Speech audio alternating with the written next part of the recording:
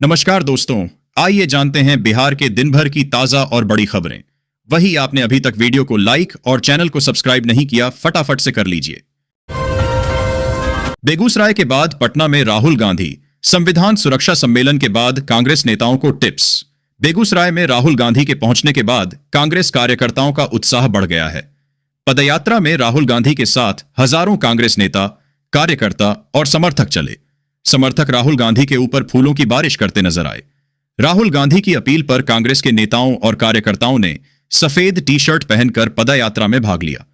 बेगूसराय के आईटीआई मैदान से पलायन रोको, रोजगार दो पदयात्रा शुरू की गई। मौके पर कांग्रेस कार्यकर्ताओं की भी भीड़ नजर आई। इस साल बिहार में विधानसभा चुनाव होने वाला है। इस बार कांग्रेस भी अपनी सियासी जमीन मजबूत बनाने की कोशिश में जुटी हुई है। पार्टी की इस मुहिम में कांग्रेस नेता राहुल गांधी भी सक्रिय दिख रहे हैं। वह हाल के दिनों में तीसरी बार बिहार के दौरे पर पहुंचे हैं। लालू प्रसाद यादव के स्वास्थ्य लाभ के लिए हनुमान मंदिर में पूजा। लालू प्रसाद यादव के जल्द स्वस्थ होने की कामना के लिए जगदीशपुर में पूजा अर्चना, हवन यज्ञ और चादरपोशी की गई। पूर्व विधायक भाई दिनेश के नेतृत्व में राजद कार्यकर्ताओं और समर्थकों ने संकट मोचन श्री हनुमान मंदिर में पूजा की और मां काली को नारियल चढ़ाया।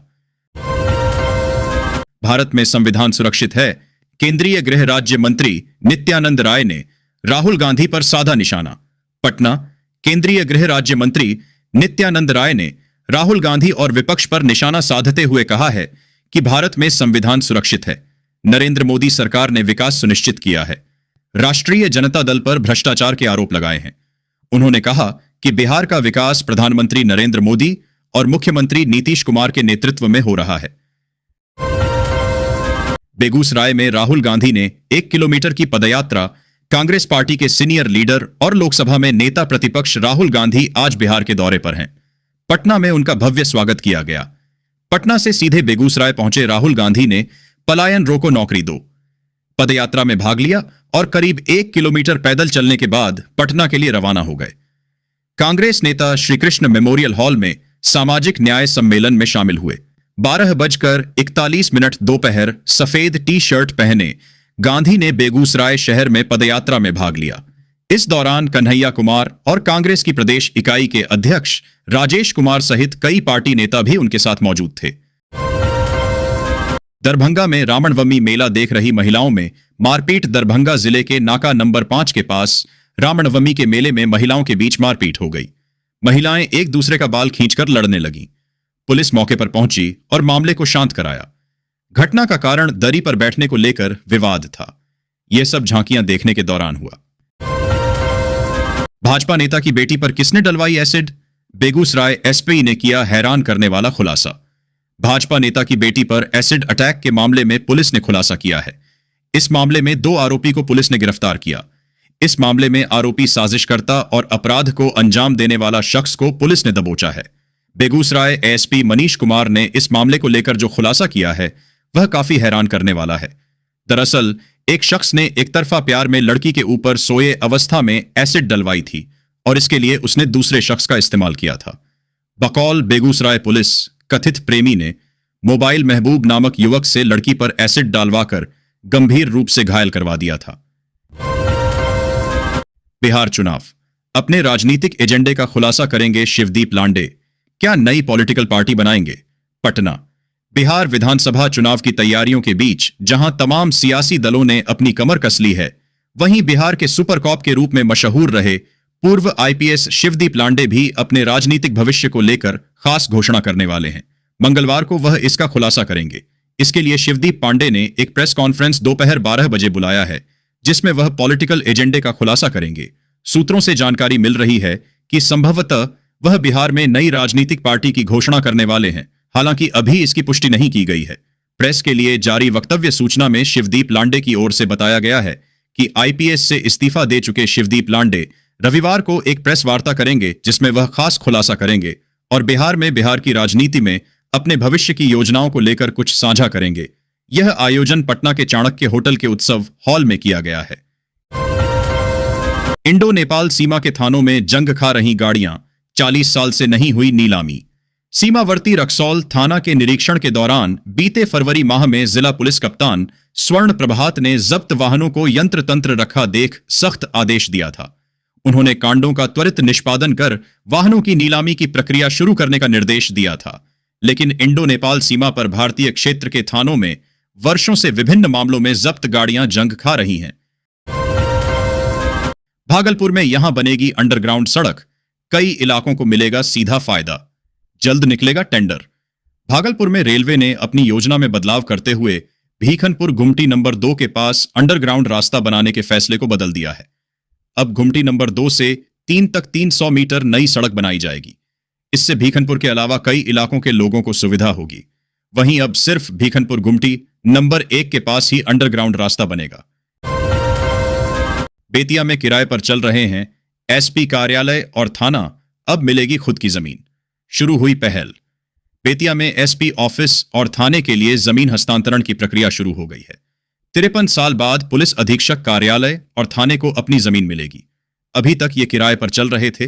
विभाग अब तक बेतिया राज एवं नगर निगम को रेंट देता है। एसपी डॉ शौर्य सुमन ने जिलाधिकारी दिनेश कुमार को पत्र लिखकर इनके लिए भूमि हस्तांतरण करने का अनुरोध किया है। दाखिल खारिज में मनमानी, अफसरों के निर्देश और आपत्तियां नजरअंदाज कर रहे राजस्व कर्मी। बिहार के बिहटा अंचल कार्यालय में दाखिल खारिज के मामले में अनियमितता का मामला सामने आया है। सरकार द्वारा की जा रही घोषणाओं का अंचल कार्यालयों में कई असर नहीं दिख रहा है। महज 2 दिन में एक आवेदन को मंजूरी दे दी गई, जबकि प्रतिवादी के आपत्ति को नजरअंदाज कर दिया गया। अपर समाहर्ता राजस्व एवं भूमि सुधार जगदीशपुर ने बिहटा अंचल के राजस्व अधिकारी और कर्मचारी से जवाब मांगा है। मोहनिया में सम्राट अशोक की जयंती पर हुआ कार्यक्रम का आयोजन, इस दिन राष्ट्रीय अवकाश घोषित करने की मांग। सम्राट अशोक की जयंती पर अशोक चेतना मंच के तत्वावधान में अमेठ गांव में कार्यक्रम का आयोजन किया गया। इसमें इतिहास में उनके योगदान पर चर्चा की गई। साथ ही बिहार के मुख्यमंत्री नीतीश कुमार द्वारा जयंती पर अवकाश का ऐलान करने पर उन्हें बधाई दी गई। अशोक चेतना मंच ने इस दिन राष्ट्रीय अवकाश करने की भी मांग की। जितनी बार बिहार आएंगे एनडीए को होगा फायदा, डिप्टी सीएम ने राहुल गांधी की पदयात्रा पर कसा तंज। बिहार के उपमुख्यमंत्री सम्राट चौधरी आज नवादा जिले के दौरे पर हैं।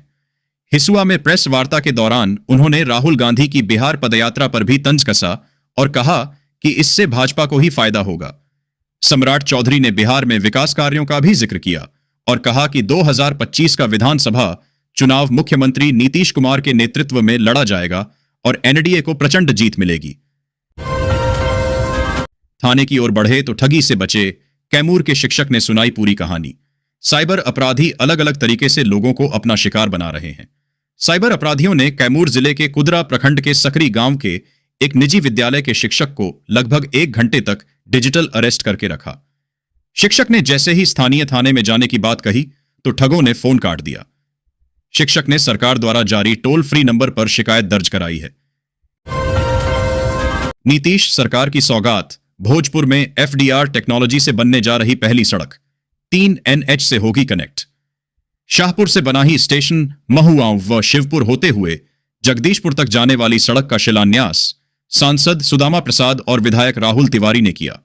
इस सड़क के बन जाने के बाद शाहपुर व बेहिया प्रखंड के लोगों को जगदीशपुर जाने में काफी सहूलियत होगी और समय की भी बचत होगी। सडीडीएचक निर्माण के क्षेत्र में एफडीआर तकनीक से बनने वाली यह जिले की पहली सड़क होगी। विहिप के महामंत्री बिहार के गवर्नर से मिले। परांडे बोले, मंदिरों को सरकार नियंत्रण से मुक्त करे। विश्व हिंदू परिषद के केंद्रीय संगठन महामंत्री मिलिंद परांडे ने बिहार के राज्यपाल आरिफ मोहम्मद खान से मुलाकात कर मंदिरों को सरकारी नियंत्रण से मुक्त करने की मांग की।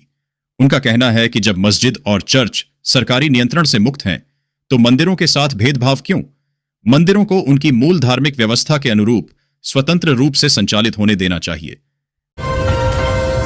भारतीय शेयर बाजार में तगड्डी गिरावट, सेंसेक्स 4000 पॉइंट गिरा। भारतीय शेयर बाजार में आज जबरदस्त गिरावट देखी गई, जहां सेंसेक्स लगभग 4000 अंकों की भारी गिरावट के साथ लुढ़क गया और निफ्टी 18,800 के नीचे पहुंच गया। सप्ताह के अंत में बाजार की यह तेज गिरावट अमेरिका के राष्ट्रपति डोनाल्ड ट्रंप द्वारा लगाए गए जवाबी टैरिफ के कारण आई, जिससे वैश्विक स्तर पर बिकवाली का माहौल बना और मंदी की आशंका फिर से उभर आई। सेंसेक्स में 1.22% की गिरावट दर्ज की गई, जबकि निफ्टी 23,000 के नीचे फिसल गया। इस गिरावट ने निवेशकों की चिंता बढ़ा दी है और आने वाले हफ्तों में बाजार की दिशा को लेकर अनिश्चितता भी बढ़ गई है। लगन से पहले बिहार में चांदी के रेट में भारी गिरावट, अभी और होगी सस्ती, कीमत जानिए। शादी विवाह के लिए शुभ मुहूर्त नजदीक है, जल्द ही शहनाइयों की आवाज गूंजने लगेंगी। शादी लगन के लिए गहनों की खरीदारी करने वालों के लिए राहत भरी खबर है। अगर आप चांदी की खरीदारी करने वाले हैं तो अभी चांदी का भाव गिरा हुआ है। पटना में चांदी का रेट 5 दिनों में 13,000 रुपए से अधिक सस्ता हुआ है। पिछले 5 दिनों में चांदी की कीमतों में लगातार गिरावट देखी गई है। हालांकि इससे निवेशकों की चिंता भी बढ़ी है। बिहार का वो जिला जहां नहीं है नीतीश कुमार का नामो निशान, आरजेडी का राज, मगर लालू परिवार को दुत्कार। 2020 के बिहार विधानसभा चुनाव में सारण जिले की 10 सीटों में से 7 पर महागठबंधन, 3 पर भाजपा को जीत मिली थी। यहां जेडीयू को कोई सीट नहीं मिली, लेकिन लोकसभा चुनाव में राजद अपनी यह मजबूत स्थिति कायम नहीं रख सकी। यहां लालू परिवार को बीते 3 चुनाव से लगातार हार का सामना करना पड़ा है। बिहार, यह मेरी मिट्टी, मेरी लड़ाई है। अपने गांव की समस्या देख भावुक हुए अभिनेता मनोज वाजपेयी। बॉलीवुड अभिनेता मनोज वाजपेयी अपने गांव बेलवा पहुंचे तो वहां की समस्या देख भावुक हो गए। गांव की पीड़ा से व्यथित मनोज ने सरकार से ठोस कदम उठाने की अपील की और कहा, अब यह लड़ाई सिर्फ गांव की नहीं, मेरी भी है। मनोज वाजपेयी ने कहा, फिल्मी दुनिया ने मुझे नाम दिया, पर यह गांव मेरी असली दुनिया है। यह द्वारा सिर्फ एक अभिनेता का गांव आना नहीं है, बल्कि एक बेटे का अपनी मां जैसी मिट्टी को बचाने की कोशिश है। अगर हम अलग अलग चुनाव लड़े तो राहुल गांधी के बयान से बिहार में आएगा सियासी भूचाल। राहुल गांधी ने बिहार में अलग अलग चुनाव लड़ने पर चेतावनी दी है। उन्होंने कहा कि एनडीए को हराने के लिए महागठबंधन के साथ मिलकर चुनाव लड़ना होगा। राहुल ने कांग्रेसियों से ईमानदारी से काम करने और गांवों में जाकर लोगों की समस्याओं को सुनने का आग्रह किया। उन्होंने कहा कि कांग्रेस के लोग जाति आधारित गणना और आरक्षण की सीमा बढ़ाने के लाभ के बारे में भी लोगों को बताएं। चुनाव से पहले जेडीयू में कलह, जिलाध्यक्ष को हटाने के लिए पटना पहुंचे कई नेता। फिर ललन सिंह ने निकाला ठोस उपाय। बिहार पॉलिटिक्स न्यूज हिंदी, जदयू के विरोधी गुटों के बीच चल रहे विवाद का अंत हो गया है। केंद्रीय मंत्री ललन सिंह और प्रदेश अध्यक्ष उमेश सिंह कुशवाहा के हस्तक्षेप के बाद दोनों पक्षों को एक दूसरे से गले मिलवाया गया। अब सभी का लक्ष्य 2025 का मिशन है। जिलाध्यक्ष रामबाबू कुशवाहा ने विरोधियों को गले लगाकर विवाद का अंत कराया।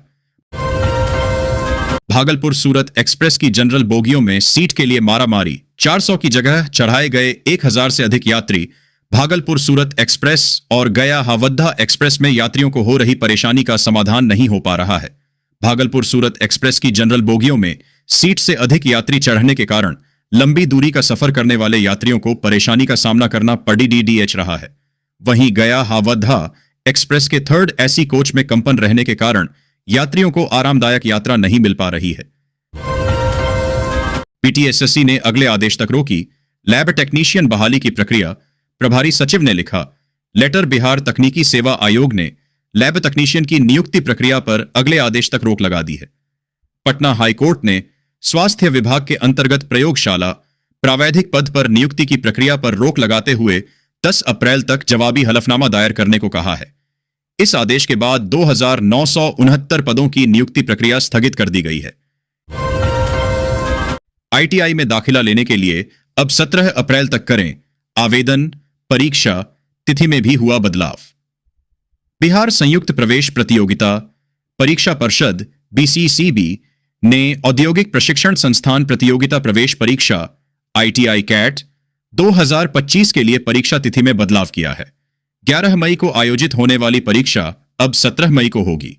आवेदन भी अब 7 अप्रैल से बढ़ाकर 17 मई को होगी। 17 अप्रैल तक लिए जाएंगे। आवेदन और अन्य जानकारी के लिए अभ्यर्थी BCCBOArd बिहार गोविंद वेबसाइट पर जा सकते हैं। बक्सर से साहिबगंज तक गंगा किनारे पटना जैसा एलिवेटेड रोड बनेगा।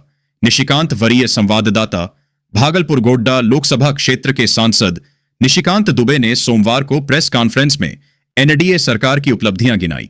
सांसद ने कहा कि अगले 5 साल में बक्सर से भागलपुर व झारखंड के साहिबगंज तक गंगा नदी के किनारे 4 लेन की सड़क बनेगी।